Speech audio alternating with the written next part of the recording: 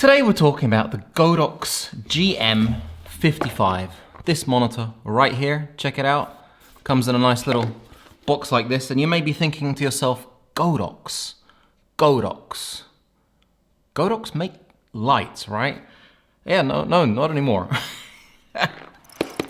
They now make monitors, microphones, and I gotta tell you, I really do like this monitor. I have Ninja 5, I've got a couple of SmallHD monitors, I have a whole load of Andy Cine monitors, and this monitor is just, it's so crisp.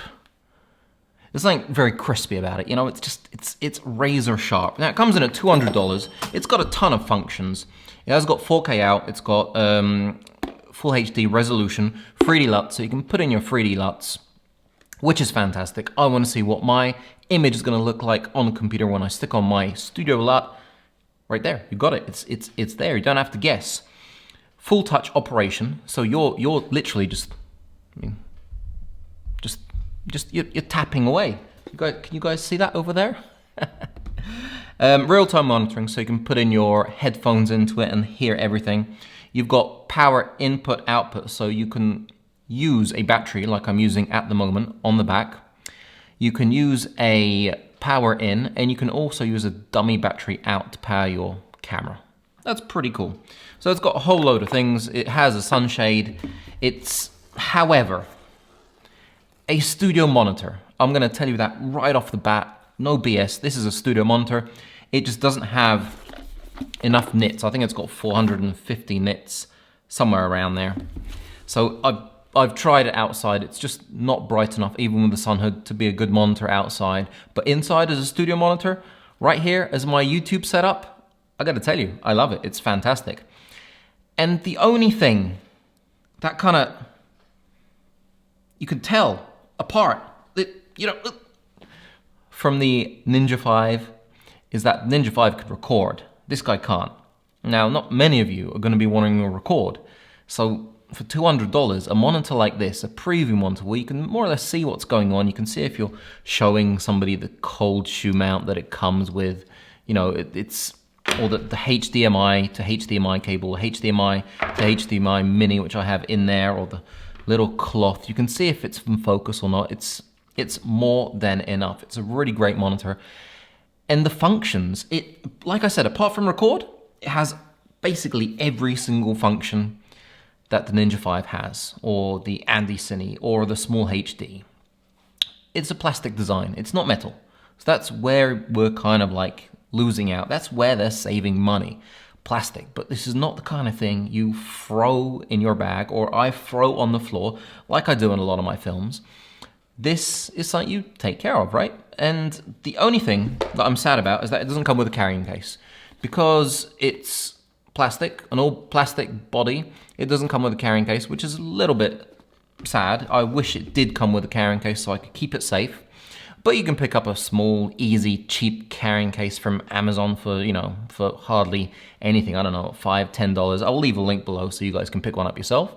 And it has these cool sun visor doors, which you kind of click, close, and that's it. You've got it closed. You guys can see that? And that's pretty cool. And you lift it up, boom, and it opens, and you have your beautiful monitor. So I'm gonna take it off there, I'm gonna put it down here, I'm gonna stick that camera up here, and I'm gonna show you the functions it has, so you guys can have a look, and I'm gonna flip it around and get a few more detailed shots. So let's do that. Right, now that we have the monitor off, let's take a quick look at it.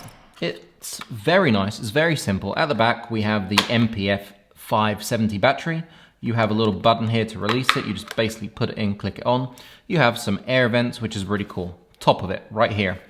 You can see you've got a whole load of buttons here. F1 all the way to F6. These are programmable buttons that you can press and use. Quarter 20 with the kind of arrow locating pins right there. Back button and a menu button, which is a click, and the scroll button. On this side, we have the on and off button. We have a quarter 20 with more locating pins. Another quarter 20 of more locating pins, so we have 3 of them, which is really cool. We have DC in and DC out. DC in, you can power it, just like you do with a battery. DC out, we can have a dummy battery, which is really, really cool. Now, it has an SD card cover, which is quite interesting. If we can get this thing open, there we go. You can put your SD card in there to load your LUTs. Here we have camera control. Now, if I get this open, let's have a look at that, a little bit closer look. Check that out. That's pretty cool. Now, that is not something that you get all the time, and I don't have a camera control cable, so I cannot test it, but I'm sure it works.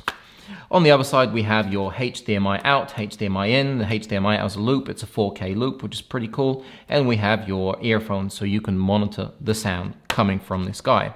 The sun visor, like I've already shown you, it's pretty easy. You basically pop it up and it should click into place. To get it off, you just pry it off, and it is off nice and easy.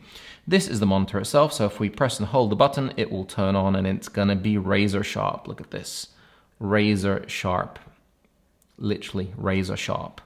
Now, if we get the HDMI cable coming from that camera, you're going to see how beautiful this looks. That is me. How do you do?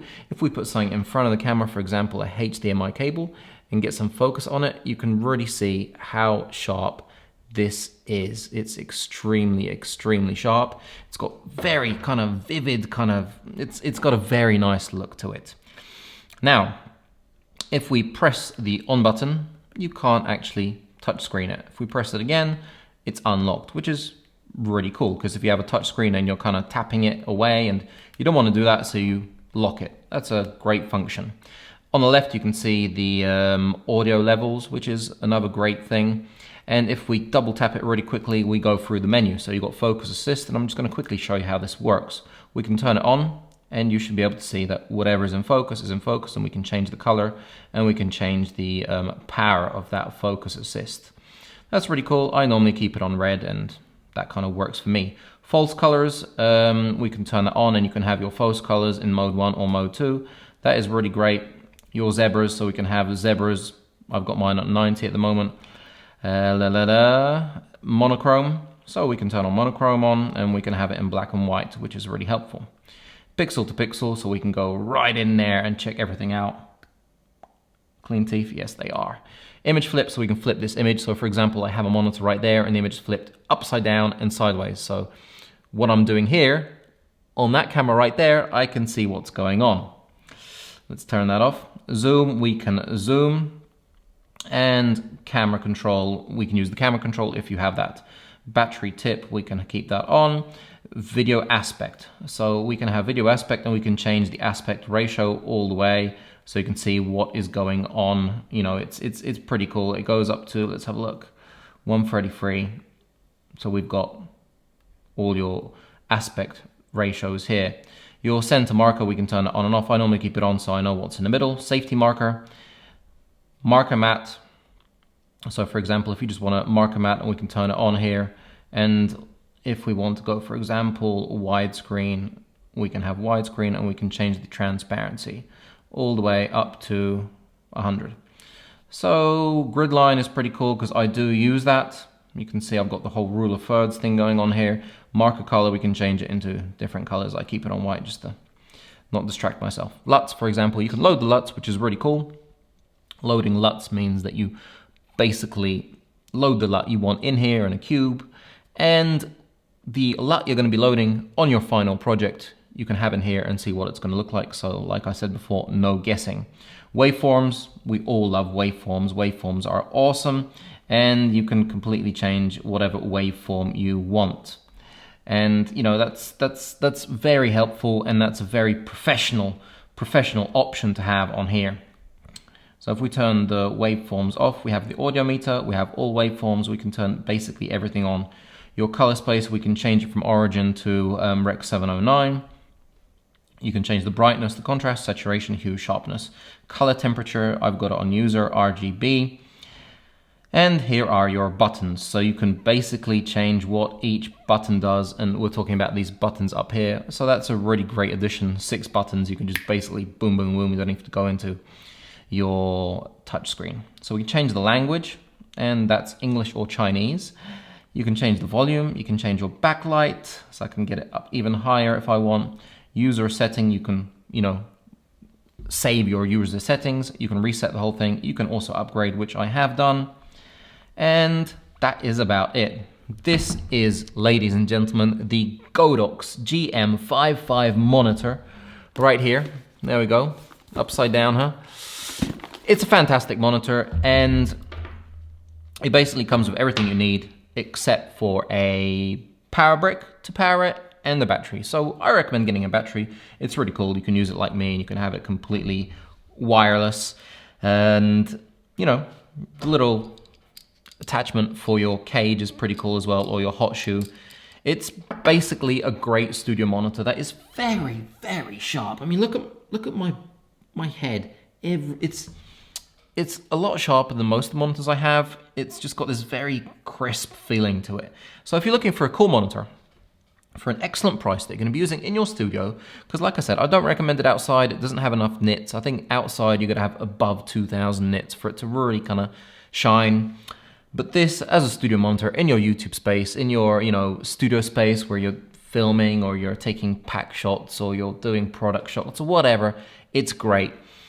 Affiliate link below. I really do appreciate you supporting me through my affiliate links. It means I can just do this more and more, and I can bring you more cool stuff. The subscribe button is right there. The like button is there. If you did like my film, give me a like, because it's going to help me out, and it's going to help me out to help you out, and we're all going to help each other, you know. I'm probably going to do a film on a light today. This is the light. It's the Newell RGB light, and it's actually a really nice one. So now that I've finished this, I'm going to do that and just keep on working. YouTube. It's a good place to be. Anybody wants to do YouTube, do it. Just don't even think about it. Don't even think. Just sit down, do it, start tomorrow. I keep on telling everybody, it's a fantastic thing to get into. I love doing it. And I think when you start, you'll love doing it. I'm rambling on. I guess nobody's watching anymore, so I can ramble on a bit more. Nah, I'll save that for another film. You guys have a great day.